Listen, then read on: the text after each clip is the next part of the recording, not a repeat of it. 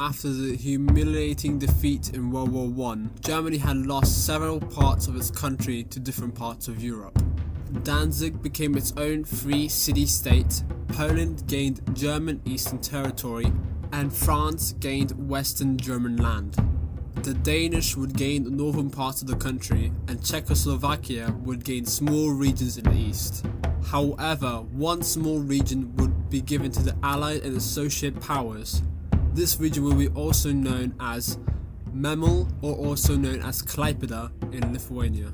However, they would manage it like the free city of Danzig. The French would resume its administration. Both Poland and Lithuania would lay claims to the region. Lithuania would then take initiative and organize the Klaipėda revolt in January 1923, which was supported by both the USSR and Germany. This revolt will be discussed in more detail in another video. Carrying on, the revolt was successful and the region became an autonomous territory with Klaipėda Parliament in control, which was also attached to Lithuania. The 1920s would bring a normal relationship between the Lithuanians and Germans, who both had at the time an anti-Polish sentiment. Lithuania had gained this sentiment due to historical grievances such as the Polish-Lithuanian War of 1920, which resulted in Lithuania losing the capital of Vilnius, and then after the 1938 Polish Ultimatum of Lithuania. Although this ultimatum was to establish better relations, Lithuania still refused to accept Vilnius as part of Poland. This would bring a harsh anti-Polish sentiment from the population of Lithuania, with authorities of Lithuania repressing the Polish population inside the country.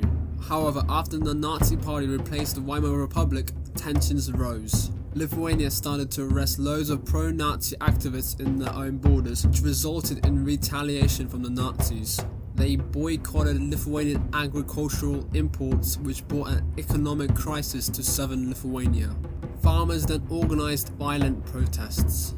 After the territory of Saar was re-established into Germany in 1935, German influence in Lithuania increased.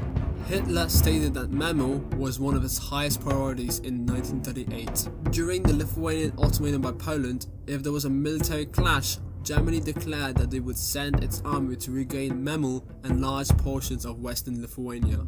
A week after the ultimatum, Germany demanded freedom of the pro-German activists in the region and less Lithuanian influence. However, Lithuania chose to postpone dealing with the problem and hoped situations internationally would improve. This tactic proved unsuccessful as pro-Nazi propaganda and protests increased, even with Lithuanians and local government unable to stop them, who were harassed by the Nazis. On the 1st of November 1938, Lithuania was pressured into lifting martial law and press censorship. December brought pro-German parties into the Klaipėda parliament, and then the release of Dr. Ernest Neumann, the chief defendant in the 1934 Saar trials. Hitler personally received him and assured the Klaipėda issue would be resolved by March or April 1939. Neumann and other activists claimed the right of self-determination and demanded Lithuania open negotiations over the political status of the region. The parliament was expected to vote on it, however it was convened on the 25th March 1939. Germany hoped that Lithuania would just give it up. Rumours would spread to Lithuanian government over plans to take Klaipėda. On his way back from the coronation of Pope Pius XI, Foreign Minister Jurbis agreed to meet Ribbentrop on the 20th of March. Kazys Skirpa, the Lithuanian military officer, was asked to wait in another room. This conversation would last about 40 minutes and it was Ribbentrop demanding the return of Klaipėda to Germany, or else they would face military action by the German army. Jurbis would then relay this to the Lithuanian government. They were told to make a speedy decision, not to ask for any help, and not to make any clashes or cause German casualties. However, Lithuania secretly informed the Klaipėda Convention, a member list of the people part of the Conference of Ambassadors, since they couldn't transfer Klaipėda without approval from the signatories. Italy and Japan supported Germany, with the UK and France expressing sympathy but having to decline because they were trying to appease Hitler. The USSR supported the idea, however they also accepted as they were wanting a pact with Germany. Lithuania would then hand over Klaipėda. Lithuanian diplomacy would call it a necessary evil, as this would help preserve its independence and hope it was only a threat. This agreement was signed on the March 22nd on 1939. Before it was even signed, German troops had already entered the port of Klaipėda, with Adolf Hitler arriving on the cruiser Deutschland, where he would tour the city and give a short speech. Lithuania had lost a key part of its territory, as this would be a major blow to Lithuanian economy.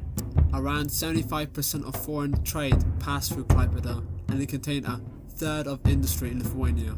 10,000 refugees, mostly Jews, escaped east into Lithuania.